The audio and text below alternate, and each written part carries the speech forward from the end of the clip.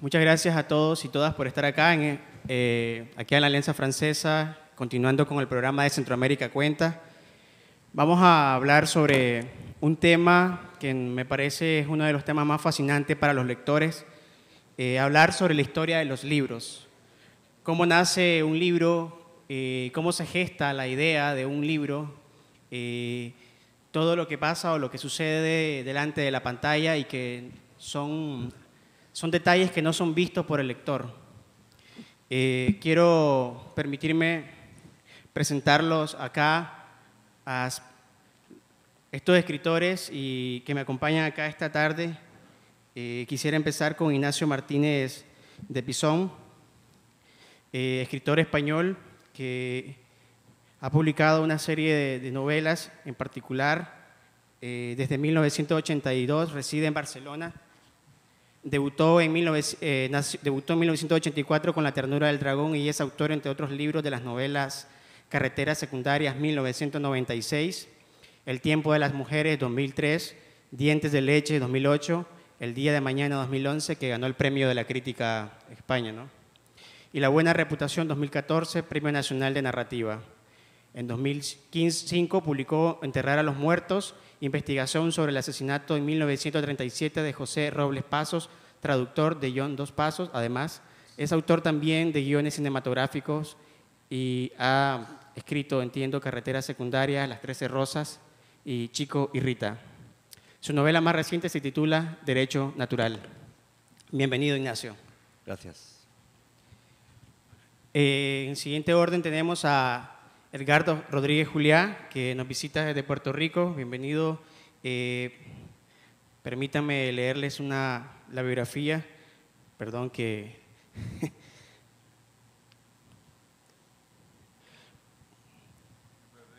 Se perdió, no está perdido, créame.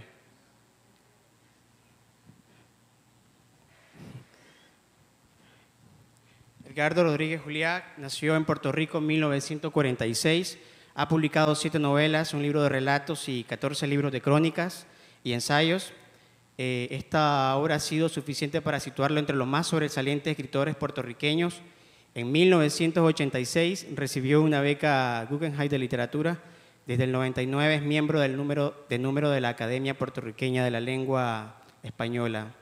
En 2011 impartió en la Universidad de Guadalajara la cátedra Julio Cortázar. En 2012 dictó la conferencia Raimundo Lida en la Universidad de Harvard. En octubre de 2016 recibió un doctorado honoris causa en Humanidades en la Universidad de Puerto Rico. Bienvenido, Edgardo. Sandra Cisneros, una escritora méxico-estadounidense, poeta, novelista y ensayista, nacida en 1954, cuya obra explora las vidas de la clase trabajadora. Sus numerosos premios incluyen becas, tanto en poesía como en ficción. Ha recibido varios doctorados honorarios, premios nacionales e internacionales. La casa en la calle Mango ha vendido más de 5 millones de copias, se ha traducido a más de 20 lenguas y es libro de lectura en los planes de estudios de primaria, secundaria y universitarios de Estados Unidos. Es fundadora de premios y fundaciones que sirven a escritores con doble ciudadanía de Estados Unidos y México. Sandra Cisneros se gana la vida con su pluma. Bueno, quiero pedirles un fuerte aplauso para todos.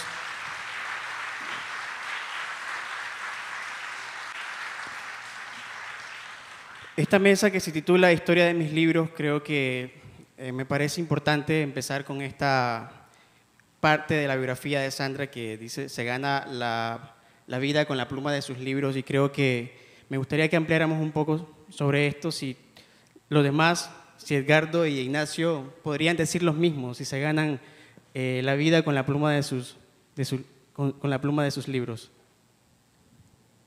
Primero yo. Como quiera.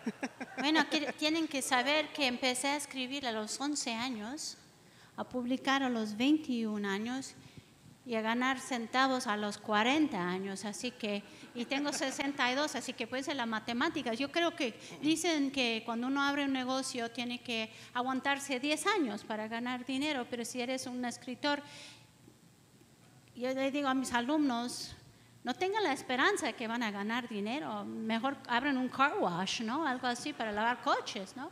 Pero yo nunca tenía ese sueño de que iba a ganar con mi pluma. Eso fue fuera de mi imaginación. Y yo creo por eso me tocó, la verdad. Nunca esperaba ganar de mi pluma. Siempre tenía mi trabajo de ser maestra de secundaria al principio o directora de un programa literario, un centro cultural, o sea, lo que sea. Y luego, very reluctantly, sin ganas, me metí en la academia y nunca pude encontrar empleo en la universidad porque soy como indocumentada en la academia, la verdad. Me dieron como mujer y como mis libros al principio están publicados por casi editoriales independientes, así que era ilegal del sistema. Me daban un chambita de un semestre o 10 semanas. Siempre vivía con cajas, no podía pasar un dumpster. ¿Cómo se dice dumpster en español? Nunca podía pasar una caja limpia y vacía sin pensar lo necesito, porque me tenía que cambiar de meses, cada 6 meses. Así que digo que esa etapa de mi vida fui un migrant professor. Esa fue la etapa que fui un migrant professor, pero por casualidad empecé a ganar premios que me permitieron dejar de trabajar en el día y dedicarme totalmente a mi escritura. Eso empezó como a los 40 años, gané una beca y luego, no sé por qué, cuando ganas una beca todo el mundo te quiere regalar otra. Cuando los necesitas no te los dan, pero ya que tienes un premio, bueno, le damos otra. Ya no, o te dan un doctorado que no te sirve cuando ya no lo necesitas, ¿no es cierto? Siempre te dan y te dan, cada año me quieren dar, ¿para qué? Ya tengo 3, no necesito más, ¿no? Pero así es. Así que gané un premio y ese premio ayudó a ganar más premios. Y cada premio, ya saben, los escritores nos da tiempecito para dedicarnos a nuestro vicio de escribir. Y así es. Así que ahora ya llevo desde 95 que gano de mi pluma, pero cada año es un milagro. Yo no sé cómo lo he logrado. Edgardo quiere... Sí, gracias. Estoy muy contento de estar aquí en Nicaragua y quiero felicitarlos por este extraordinario festival Centroamérica Cuenta. Me parece estupendo, ha sido un éxito y pienso que de lo que he visto hasta ahora de los festivales, el mejor desde luego ha sido este. Es extraordinario, los felicito. El Festival de la Palabra en San Juan queda muy bien. Sobre todo por las grandes concurrencias, pues pienso que ha quedado mejor. Bueno, hay muy pocos escritores latinoamericanos que pueden vivir de su pluma, ¿no? Son contadísimos, tienen que estar súper consagrados. Casi siempre pues siguen a gente muy importante como Carlos Fuentes, siguen una trayectoria más o menos académica. Yo particularmente siempre fui académico, fui profesor de literatura. A los 40 y pico de años ya empecé a trabajar como periodista, como cronista. Buena parte de mis ingresos entonces fueron a través del periodismo. Me gané una beca, tú te has ganado infinidad de ellas. Así que eso ha sido más o menos mi trajín profesional. Ese trajín profesional, pues claro, solo incide muy tangencialmente en la obra, que es lo que espero poder discutir con ustedes. Buenas tardes. Bueno, es que uno cuando empieza a escribir no se puede plantear que en el futuro se convertirá en un escritor profesional. No creo que a nadie le pase por la cabeza la idea, cuando tienes 20 y pocos años, de que esos cuentos o esa novela que escribes te está convirtiendo en un escritor profesional, alguien que va a vivir de lo que escribe, ¿no? De hecho, yo empecé a publicar muy joven y jamás pensé que 30 y tantos años después iba a vivir de mis libros, lo cual me parece un privilegio. de mis libros o de las cosas que hay alrededor, porque ya sabéis que muchas veces los escritores, vivir de la pluma no significa vivir de tus libros, significa vivir de artículos, a veces de traducciones, a veces de conferencias, a veces de guiones de cine.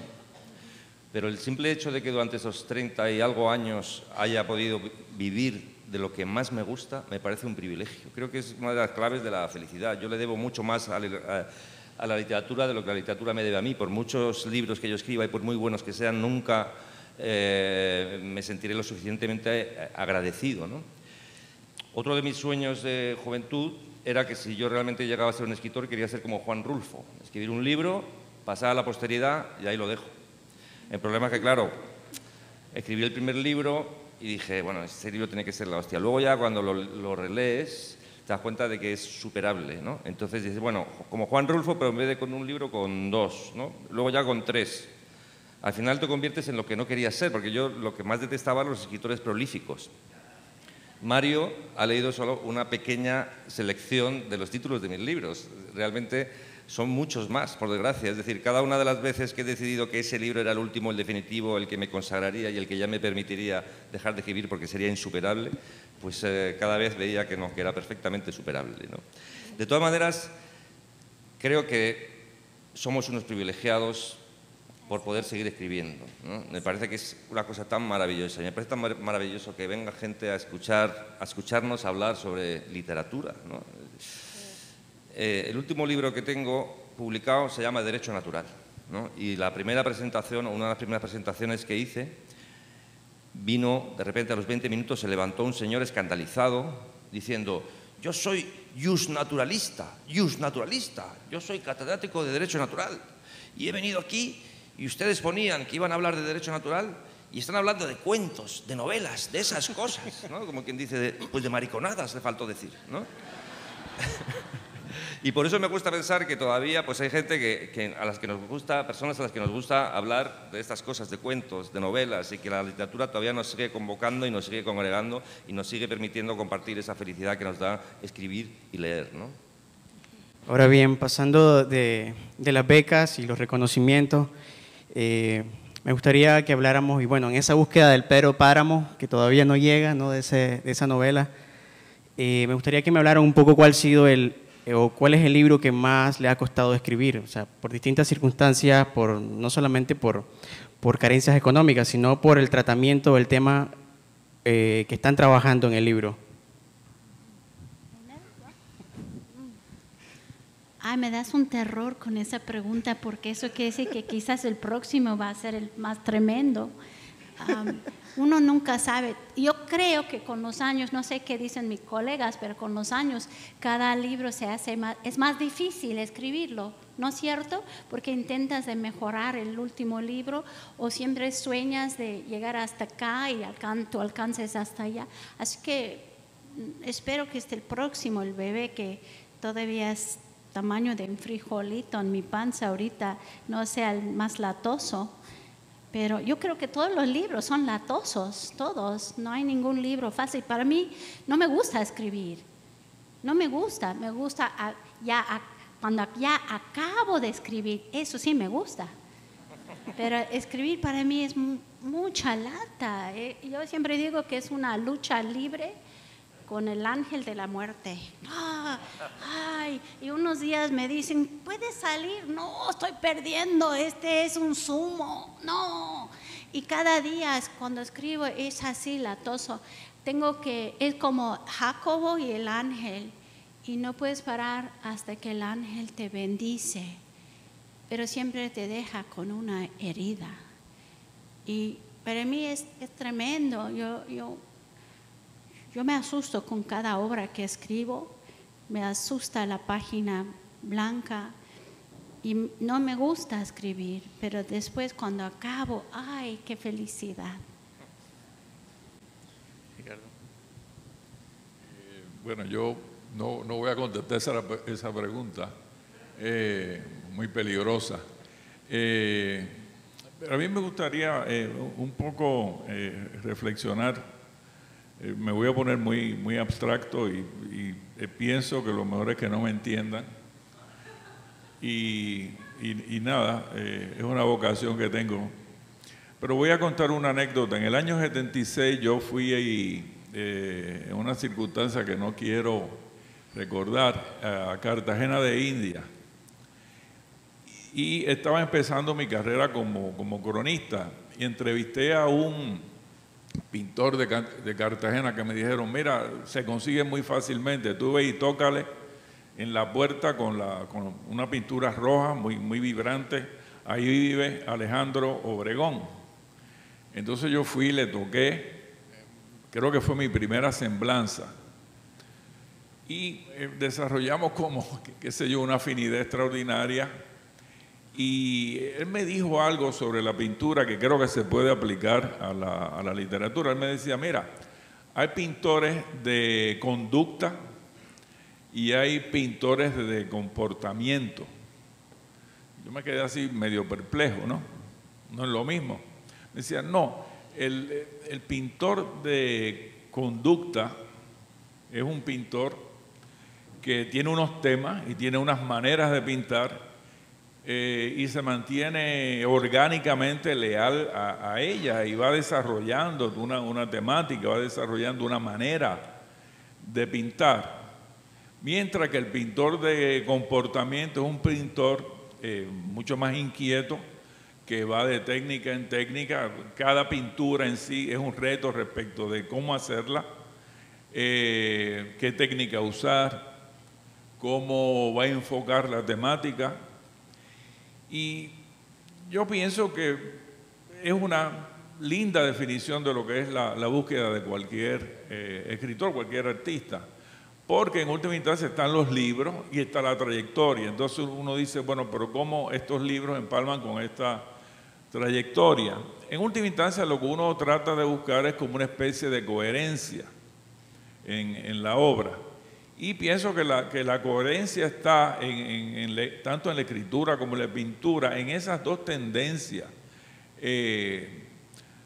Por ejemplo, lo voy a ilustrar, Flaubert era un escritor obviamente de comportamiento.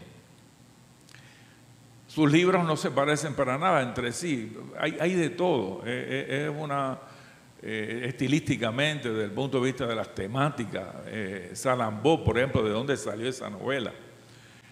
En el mundo nuestro hubo un escritor que fue así, Carlos Fuentes. Carlos Fuentes empezó escribiendo unas obras muy complejas, muy problemáticas en términos formales.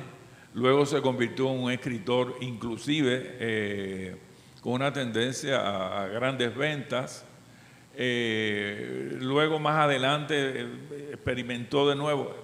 Ahí tienen ustedes el escritor de comportamiento.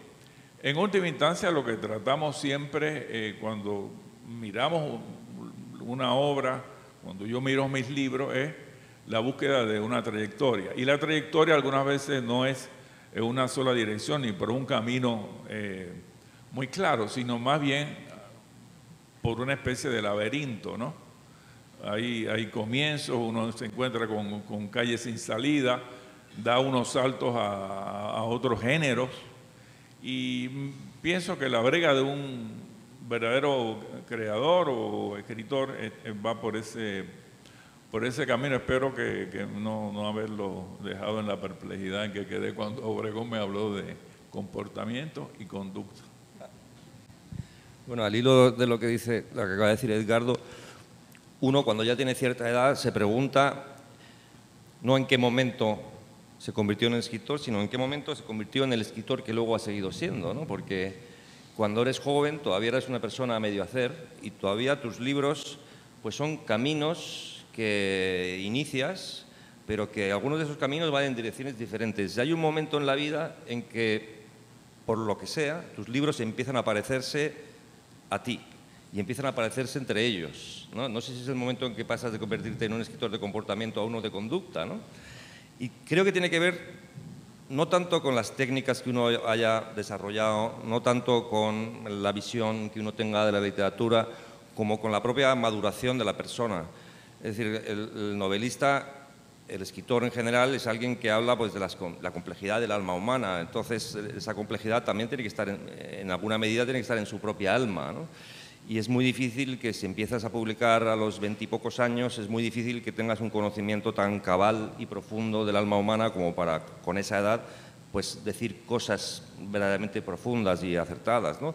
Pero a medida que te vas haciendo mayor, empiezas a saber más del ser humano. Primero empiezas a saber más de ti. Te pasan cosas, se te muere gente cercana, igual tienes hijos o no. Creces, empiezas a tener otra idea también, otra relación con el dinero, con las cosas, ¿no? Y ese cambio no se produce a los 20 y pocos años, generalmente se produce un poco más tarde, a los 30 y tantos, ¿no? No sé cuál sería la edad en la que un escritor ya se puede considerar un escritor hecho.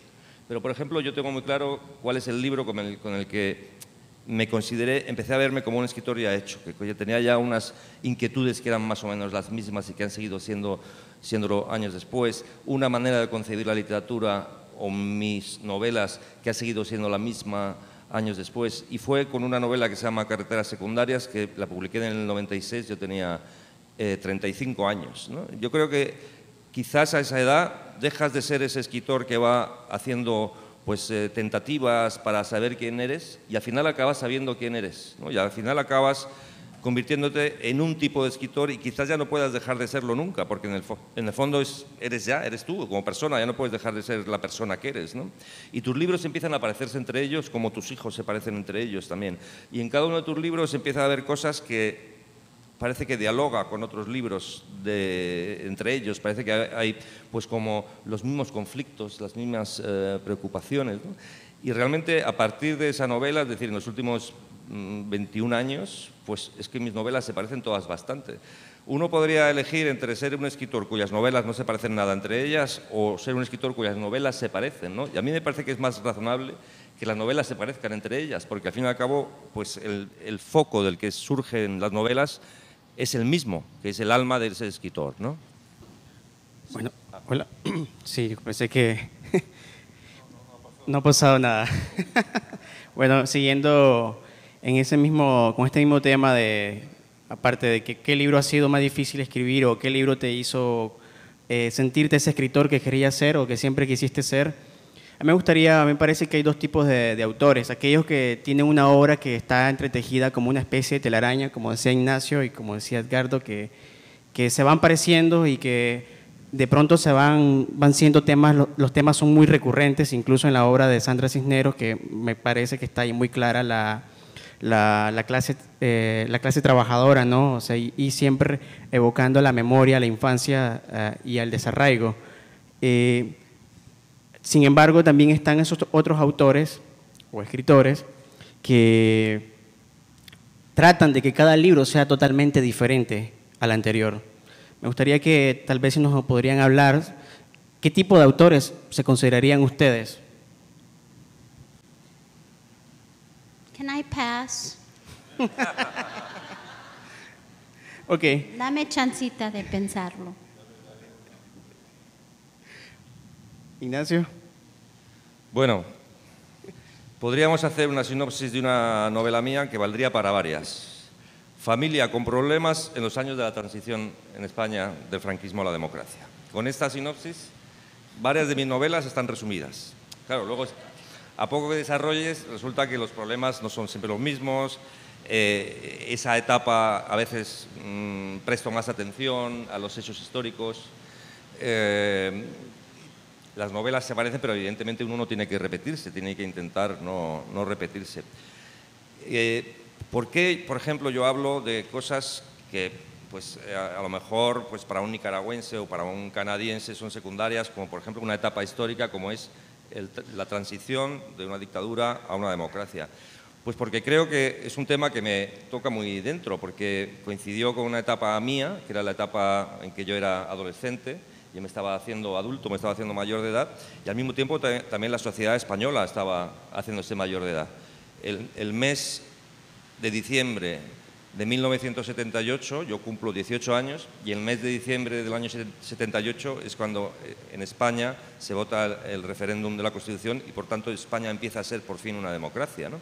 Entonces mi vida ha ido en paralelo también con la sociedad, y creo que uno tiene que hablar de las cosas que le han hecho ser quien es y de las cosas que le han marcado y que le han importado, para gente que a lo mejor no sabe nada de eso. Es decir, no hace falta que un lector pues, que no sea español desconozca esas circunstancias. Yo creo que es más bien, ese es un aliciente precisamente, contar cómo la sociedad cambia de repente en un país y cómo alguien de otro país, con circunstancias históricas diferentes, pues puede sentirse reflejado de una manera u otra. También Nicaragua tuvo su transición unos años después, ¿no? ¿Y qué cambios sociales afectan, por ejemplo, a los personajes? Es decir, ¿de qué manera la historia colectiva también tiene unas consecuencias directas en la historia individual, que es la de los personajes? Los años 70, finales de los 70, también son los años en que la mujer, en España, pero en general en muchos países, en que la mujer empieza a dar unos pasos hacia la igualdad que no ha dado en cientos de años, ¿no? Es decir, el cambio en el papel de la mujer en la sociedad en esos años es perfectamente visible en España. Y eso también está bien que lo contemos los novelistas, cómo ese cambio se vive a través de personajes que en realidad uno aspira a que sean personas de carne y hueso, y ver cómo esas circunstancias nos han afectado a nosotros, que lo vemos a través de esos personajes, ¿no? Sí, hacia los principios de los años 80 yo tuve una transformación como escritor. O sea, me encontré literalmente en el laberinto y estaba en un callejón sin salida. Y era con una escritura que yo había desarrollado desde comienzos de los años 70, eso culmina en el año 76, 78. Ya en el año 80 yo tenía la necesidad de hacer un cambio en la escritura. Y entonces fue que empecé a concebir la posibilidad de escribir únicamente crónicas. Y eso transformó grandemente mi escritura.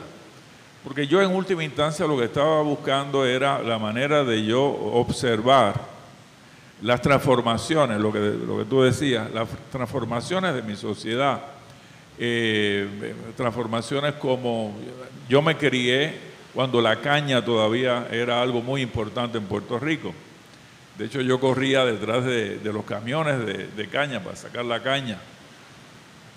Eso desapareció en 10 años, se fue. Ese es un cambio dramático. La emigración a los Estados Unidos. Una emigración donde uno empieza a escuchar unas palabras extrañas, el rufo, que si la marqueta, que si el rufo, cómo se fue transformando nuestra lengua mediante el Spanglish. En última instancia, yo lo que estaba buscando es lo que Sandra ha logrado con tanta ejemplaridad. Son las voces de la calle, las voces de mi gente, no las voces del siglo XVIII puertorriqueño. Yo escribí durante todos esos años 70 unas novelas mítico-históricas del siglo XVIII puertorriqueño. Pero ¿por qué yo estoy escribiendo sobre el siglo XVIII puertorriqueño si yo lo que tengo es que observar la realidad puertorriqueña, que es tan fascinante, tan compleja, tan llena de contradicciones? Ese fue un cambio radical en mi escritura. Culminó en el año 84 cuando yo escribí varias crónicas sobre la playa de Isla Verde, sobre el ambiente playero de Isla Verde. Y culminó en el año 84 cuando escribí mi primera... aquí estamos con el sobresalto continuo. Ya, sí, ok, no, ningún problema. Bueno, pues en el año 84... escribí mi primera novela policial. Y esa novela policial, ¿sobre qué era? Sobre la playa de Isla Verde, sobre el ambiente playero, sobre la marginalidad playera. Escribí primero la crónica, luego escribí la novela, y de nuevo hay otra transformación, ¿no? De la crónica entonces vuelvo a la novela, pero con una urgencia y una necesidad completamente distinta, la necesidad en última instancia de hacer lo que Sandra ha hecho y lo ha hecho de manera envidiable, que son las voces de la calle. Sandra, ¿ya estás lista? Estoy lista, gracias, me animaron. toda mi vida ha sido una lucha encontrar mi voz, porque yo fui una niña tímida, no en mi casa, pero en la vida pública. Y creo que es un don que te da la vida de estar callada, y también es un sacrificio que uno hace, ¿no? Porque como escritores tenemos que escuchar a los demás. Y como una mujer te toca siempre estar callada, ¿no? En áreas públicas. Así que cuando ya llegué a ser, yo no me atreví a buscar una posición académica porque tenía tan baja autoestima. Dijo, ay, no, me da miedo, ¿qué voy a hacer si como alumna en la academia fui tímida? ¿Cómo voy a ser la profesora? Ay, no. Entonces acepté el primer empleo que encontré, que fue dar clases a estudiantes de secundaria que habían dejado de estudiar, alumnos que estaban embarazados o que ya tienen demasiados años asistir a las escuelas públicas, o tenían problemas con pandillas, o sea, lo que sea. Bueno, yo sabía, aunque era salario mínimo y era part-time, no era de toda la semana, algunos días, algunas horas. Bueno, dije, siquiera sé más que estos alumnos. Y ahí entré en mi vida con los alumnos en la secundaria en Chicago. Y la vida de mis alumnas, de las chicas, de los varoncitos en mi clase, eran algo que uno no puede imaginar, que los políticos no han vivido. Y en esa etapa, en mis años 20, yo pensé, pues estoy perdiendo el tiempo enseñándoles literatura. ¿De qué sirve literatura? Especialmente la literatura que teníamos en los libros. ¿De qué sirve? Mejor les enseño cómo controlar su fertilidad, o cómo llenar una aplicación para empleo, o cómo les puedo proteger de los golpes de sus compañeros o de sus padres que exigen que dejan de estudiar y ya empiezan a trabajar en una fábrica. Eso me parecía muy grave, problemas de veras, ¿no? Como las mías. Y yo pensé, bueno, yo me siento tan triste como maestra que empecé a llevar las historias de mis alumnos y situarlos en un barrio de mi pasado. Así que House on Mango Street empezó como una memoria, una vergüenza que yo sentí asistir al colegio con alumnos que tenían mansiones y casonas y no departamentitos arriba de una tienda. Y yo dije, bueno, voy a poner la historia de esta chica y de este chico y lo voy a mezclar con vecinos que yo conocí, y empecé a construir como mi casita de muñecos. Y eso surgió como una novela, Casa Mango Street. Pero yo lo hice sin ninguna idea de que iba a cambiar el mundo o que me iba a hacer famosa, no. Y de ese libro aprendí de cualquier cosa que hacemos con todo el corazón, de parte de otras personas, sin nuestro ego, sin agenda personal, siempre sale bonito. Yo creo que esa es una ley del universo. Siempre sale bonito. O sea, si le damos una transfusión de amor a un perro, un jardín, o un niño, siempre sale bonito. Y ahí empezó mi carrera, en que empecé a ser testigo para los demás. Yo me sentí muy inútil como maestra, pero con el éxito de ese libro, que se tardó muchos años, no fue de noche a día, fue como casi una década, me ofrecieron una casa editorial neoyorqueño gracias a mi agente, no a mi buena suerte, a los santos, a una mujer que dio a patadas las puertas de las casas editoriales neoyorquinas. Y eso me dio la oportunidad de vender mi próximo libro. Ya con eso encima me sentí como, ahora tengo que representar a los demás. Porque mira, ¿cuántas mujeres conocen de mi clase que publican en Nueva York? Yo no conozco muchas, te puedo decir 2 o 3.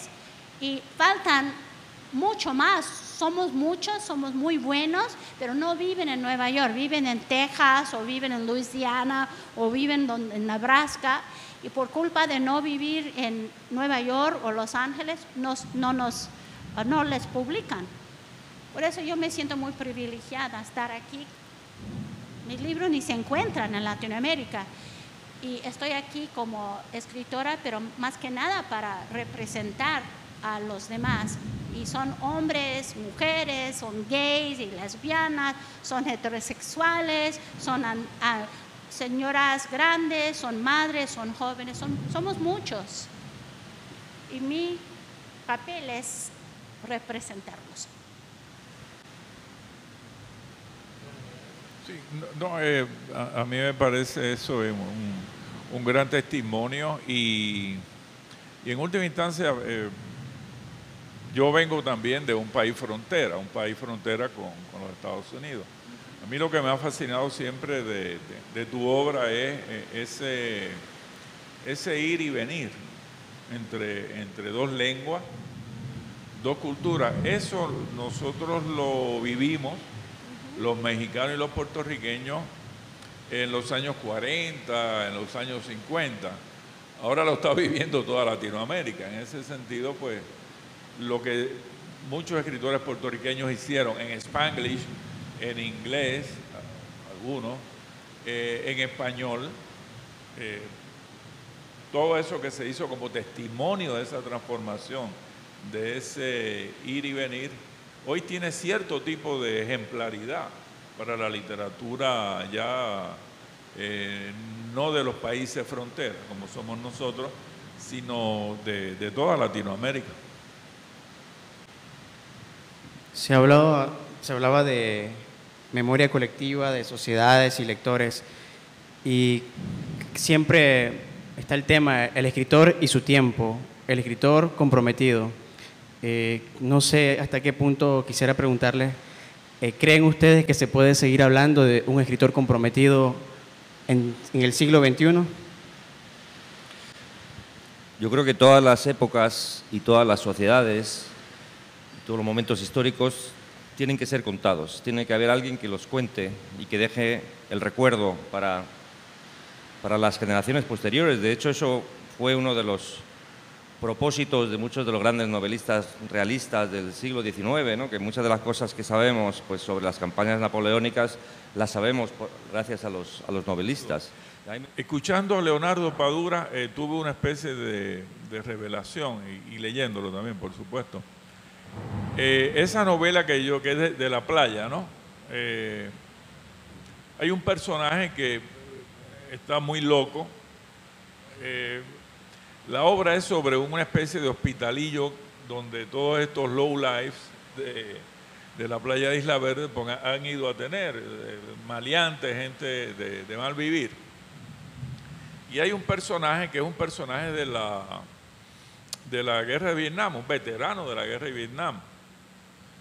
Y escuchando a Leonardo el otro día, recuerdo ese personaje de sus novelas, el que está en silla de ruedas, ¿no? El veterano de Angola. Entonces yo digo, ¿cómo dos sociedades antillanas, completamente opuestas, contradictorias en cuanto a los imperios que las intervinieron, cómo es posible que terminásemos con imágenes y figuras parecidas? Quizás hasta en el mismo sitio, ¿no? Eso es una lección de historia que a mí me parece muy conmovedora y muy dramática. Cómo Cuba y Puerto Rico, que en el año 58, yo recuerdo el último partido de béisbol que jugó Cuba con Puerto Rico, yo estaba presente, yo era un niño, en el Parque Sisto Escobar, luego viene la Revolución. Parte de la horizontalidad antillana del Caribe desaparece porque había mucho contacto con Cuba. La música nuestra era una música muy ligada a la cubana y hay una separación ahí dramática, trágica.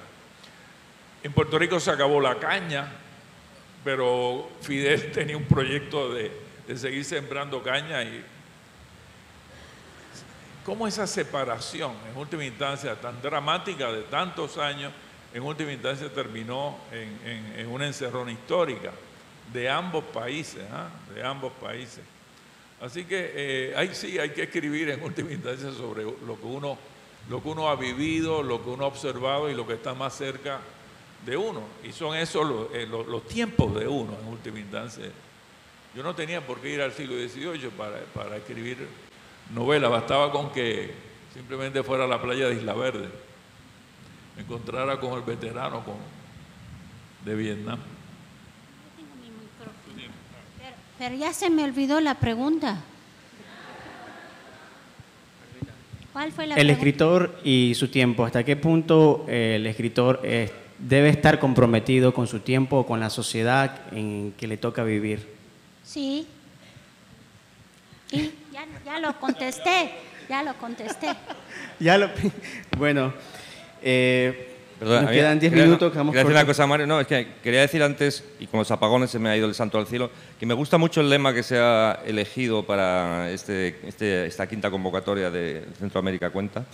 Nosotros, los otros, ¿no? Es que además, yo creo que esa es una de las claves de la novela, que es, porque no es nosotros contra los otros, nosotros versus los otros, sino nosotros somos los otros. Es decir, la novela muchas veces lo que desarrolla a nosotros es esa capacidad empática de ponernos en el lado del otro. Creo que los grandes novelistas siempre han sabido ponerse en el otro lado y convertir ese nosotros en ese los otros, ¿no? Es decir, por eso nunca Donald Trump será un gran novelista, porque es incapaz de saber si sus medidas y decisiones hacen daño a alguien, y si lo sabe, no le importa, ¿no? En cambio, los novelistas tenemos esa, creo yo, esa capacidad para prever en qué medida hacemos daño a los otros y sufrir como si fuéramos ellos. Y ese nosotros, los otros, me parece que es una de las claves del quehacer del novelista.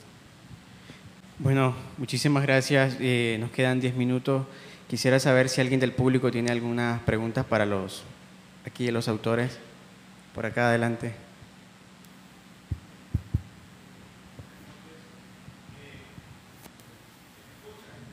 Sí, muy bien.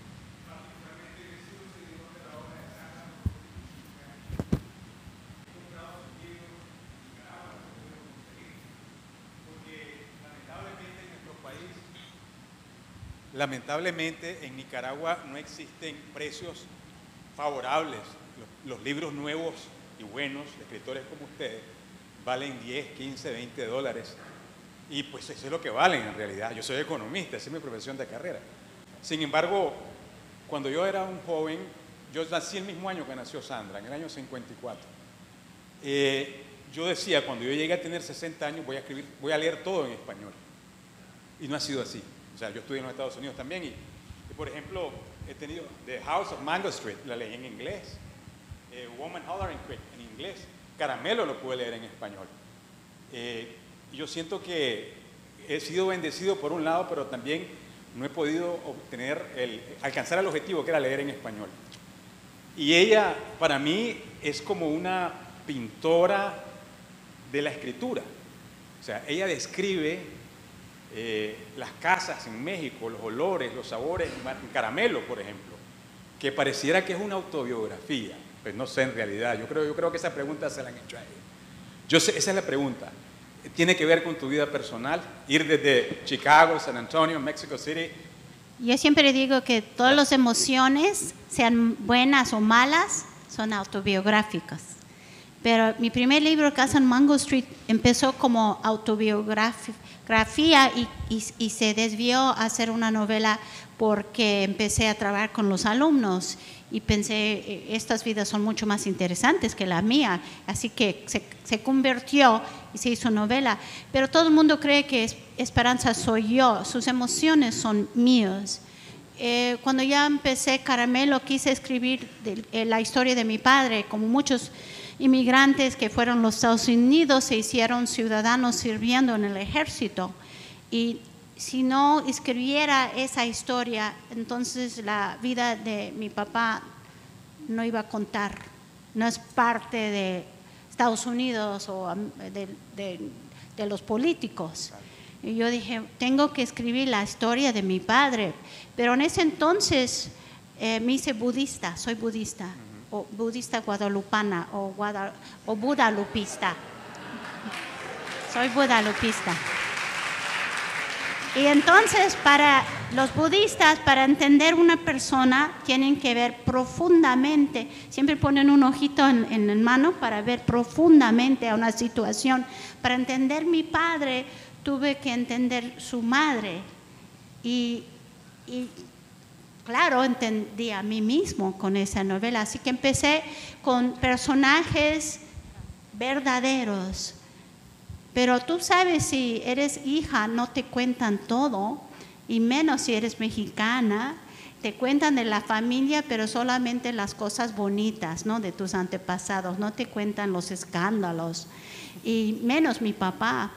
Así que tenía muchos personajes, pero tuve que inventar el por qué y cómo llegaron en esta situación a tal punto así.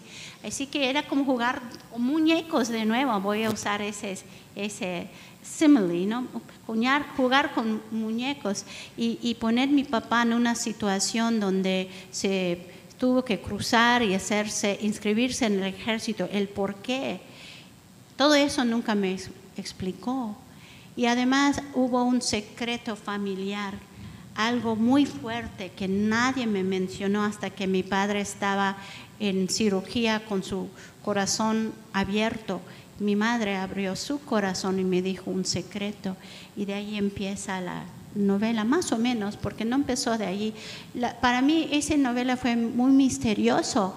Empezó con un cuento de 11 páginas que fue parte de Arroyo de la Llorona, Woman Hollering Creek, pero el cuento no quería terminarse, se hizo más y más y más y más grande, hasta que ya tenía 50 hojas y se lo di a mi mejor amigo que estudió ficción. Yo nunca estudié ficción, él fue mi maestro, y se lo pasé a él y dije, Dennis, ¿por qué no puedo terminar este cuento? Yo pensé que además iba a ser de una docena de páginas.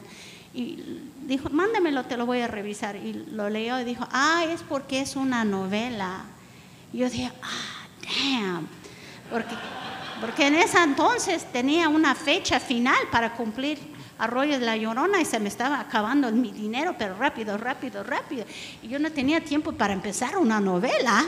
Entonces dije, no te enojes, después te va a complacer de que tienes ya una novela empezado. Pero fue una novela de 10 años y lloré mucho.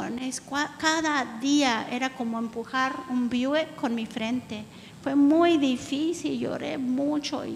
Y ese fue el década de que perdí mi padre, perdí 2 compañeros, no a la misma vez, claro, pero 2 compañeros y muchas traiciones, muchas explosiones de cigars, como digo, de puros, explosiones feas que la Divina Providencia te da. Pero no puedo abrir esa página sin reír. Es mi libro favorito, me hace reír. ¿Cómo es que escribí este libro con tantas penas, tanto dolor, sangriando, gotitas de sangre como Jesús en el jardín de Getsemaní? ¿Cómo es posible? Pero yo creo que ese libro fue mi salvavidas y me llevó de acá hasta acá, porque yo pedí a los años 40 sabiduría. No hay que pedir sabiduría si no estás preparado, recibir trancazos. Y eso fue como San Sebastián con las flechas, nunca paraban. Y bueno, tuve lucha libre con el ángel de la muerte y gané y me bendició. Bueno, muchísimas gracias a Sandra, Ignacio, perdón. Ya que invocamos a Juan Rulfo, lo invitamos a la siguiente mesa, 100 años de Juan Rulfo, espero que sigamos acá. Muchas gracias a todos.